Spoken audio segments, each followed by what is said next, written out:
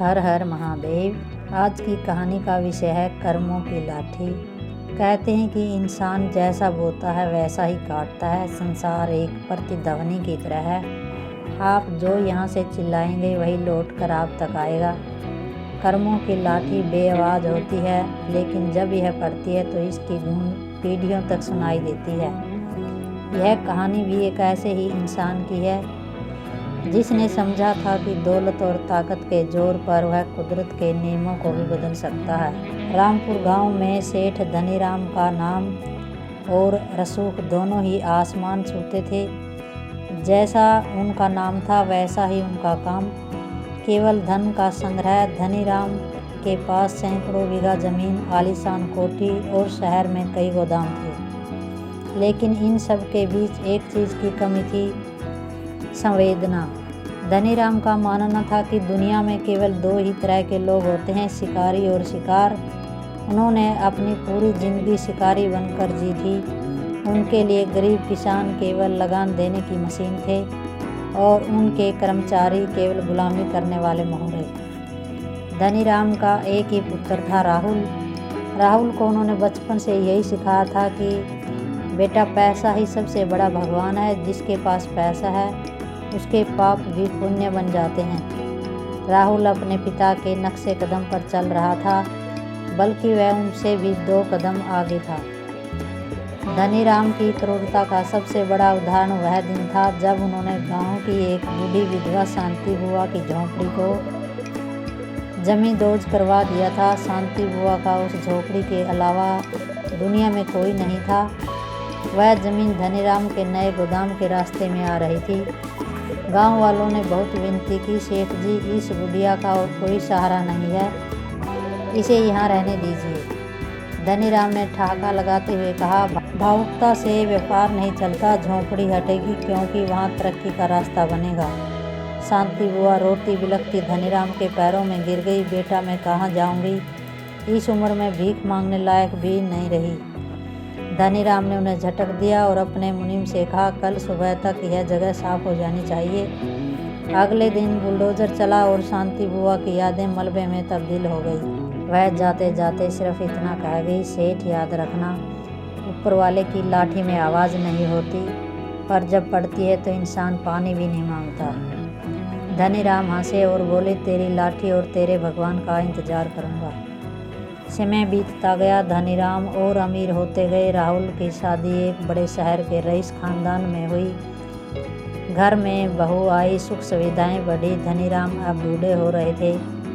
उन्होंने अपना सारा कारोबार राहुल के नाम कर दिया और सोचा कि अब वह आराम से अपना बुढ़ापा गुजारेगा। लेकिन यहीं से प्रकृति ने अपना खेल शुरू किया। जिस बेटे को धनीराम ने पत्थर दिल बनना सिखाया था, वह पत्थर अब उन्हीं पर गिरने वाला था। राहुल को लगने लगा कि उसके पिता अब केवल एक बोझ हैं। घर के सबसे बड़े और आलीशान कमरे में रहने वाले धनीराम को धीरे धीरे कोठी के पीछे वाले एक छोटे से कमरे में शिफ्ट कर दिया गया। बहू को धनीराम की खांसी से चिढ़ थी और राहुल को उनकी सलाह से। एक दिन भोजन की मेज पर धनीराम ने कहा, राहुल, मुझे थोड़े पैसों की ज़रूरत है, कुछ तीर्थ यात्रा पर जाना चाहता हूँ। राहुल ने बिना सिर उठाए कहा, पिताजी, उम्र देखिए अपनी, अब तीर्थ यात्रा की नहीं, बिस्तर पर पड़े रहने की उम्र है आपकी। और रही बात पैसों की, तो फिजूल खर्ची की आदत छोड़ दीजिए। धनीराम का दिल धक से रह गया। यह वही शब्द थे जो उन्होंने बरसों पहले अपने पुराने वफादार मुनीम से कहे थे जब उसने अपनी बेटी की शादी के लिए मदद मांगी थी। धनीराम का स्वास्थ्य गिरने लगा, उन्हें लकवा मार गया।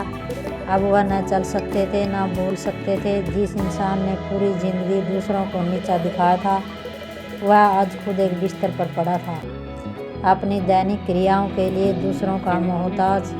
एक शाम उन्होंने खिड़की से बाहर देखा, वही जगह जहाँ शांति बुआ की झोपड़ी हुआ करती थी, आज वहाँ एक बड़ा कचरा घर बना हुआ था। उन्हें अचानक बुढ़िया की वह बात याद आई, ऊपर वाले की लाठी में आवाज़ नहीं होती। उसी समय राहुल कमरे में आया, उसके हाथ में कुछ कागजात थे। उसने धनीराम का अंगूठा ज़बरदस्ती एक वसीयत पर लगवा लिया। जिसमें धनीराम की बची कुची निजी संपत्ति भी राहुल के नाम हो गई। धनीराम की आंखों से आंसू बह रहे थे। वह चिल्लाना चाहते थे, यह गलत है, पर उनकी जुबान ने साथ नहीं दिया। उन्हें याद आया कि कैसे उन्होंने धोखे से कई किसानों की ज़मीनों पर अंगूठे लगवाए थे। आज वही अंगूठा उनके अपने बेटे ने उनके खिलाफ इस्तेमाल किया था। क्रूरता की पराकाष्ठा तब हुई जब राहुल और उसकी पत्नी ने तय किया कि वे शहर की पोस्ट सोसाइटी में एक नया फ्लैट लेंगे और इस पुराने बंगले को बेच देंगे। लेकिन पिताजी का क्या होगा, बहू ने पूछा। राहुल ने लापरवाही से कहा, शहर के बाहर एक वृद्धाश्रम है, वहाँ डॉक्टर्स भी हैं और उनके जैसे कई और भी हैं। हम वहाँ डोनेशन दे देंगे, वे इनका ख्याल रखेंगे। जब एम्बुलेंस धनीराम को लेने आई तो उन्हें स्ट्रेचर पर लिटाकर बाहर से ले जा रहा था। धनीराम ने देखा कि उनके घर के नौकर, जिन्हें उन्होंने कभी इंसान नहीं समझा था, वे आज उन पर तरस खा रहे थे। वृद्धाश्रम के उस ठंडे और अनजान कमरे में लेटे हुए धनीराम को हर रात वही चेहरे दिखाई देते जिन्हें उन्होंने सताया था। उन्हें शांति बुआ की फटी हुई साड़ी याद आती। उन्हें उस गरीब किसान की आहें सुनाई देती जिसकी फसल उन्होंने नीलाम करवा दी थी। उन्हें समझ आ गया था कि नरक कहीं और नहीं, वह यही है, हमारे कर्मों के फल के रूप में। धनीराम के अंतिम दिन बेहद कष्टदायक थे। उनके पास धन की कमी नहीं थी। उनका बेटा शहर का बड़ा आदमी था, लेकिन उनके पास एक बूंद ममता या अपनापन नहीं था। जिस आलीशान अस्पताल में उन्हें भर्ती कराया गया, वहाँ के नर्स और वार्ड बॉय केवल पैसों के लिए उनकी सेवा कर रहे थे। एक रात खिड़की से चांद को देखते हुए धनीराम ने मन ही मन ईश्वर से माफ़ी मांगी। उन्होंने महसूस किया कि उन्होंने जीवन भर जो कमाया वह कचरा था, जो खोया वह अनमोल था। अगली सुबह धनीराम का शरीर निर्जीव पाया गया। उनके चेहरे पर एक अजीब सा डर और पछतावा जम गया था। राहुल आया। उसने बड़े ठाठ बाट से अंतिम संस्कार किया। शहर के बड़े अखबारों में शोक संदेश छपे, लेकिन शमशान घाट से लौटते वक्त राहुल का अपना बेटा अपने पिता से बोला, पापा, जब आप दादाजी जितने बूढ़े हो जाओगे तो क्या मुझे भी आपको इसी तरह वृद्धाश्रम छोड़ना पड़ेगा ताकि मैं भी बड़े शहर में रह सकूं? राहुल के पैरों तले से ज़मीन खिसक गई। उसे लगा जैसे किसी ने उसके कान के पास जोर से कर्मों की लाठी पटकी हो। यह कहानी हमें सिखाती है कि आप जो समाज को देते हैं वही कई गुना होकर आपके पास वापस आता है। पद, पैसा और प्रतिष्ठा स्थायी नहीं है। इनका अहंकार ही इंसान के पतन का कारण बनता है। राहुल ने वही किया जो उसने अपने पिता को करते देखा। हम अपनी अगली पीढ़ी को जो संस्कार देते हैं वही हमारा भविष्य तय करते हैं। वे बस सही समय का इंतज़ार करते हैं। इसीलिए अगर आप किसी का भला नहीं कर सकते तो बुरा करने का अधिकार भी आपको नहीं है, क्योंकि कुदरत का न्याय देर से सही पर दुरुस्त होता है। हर हर महादेव।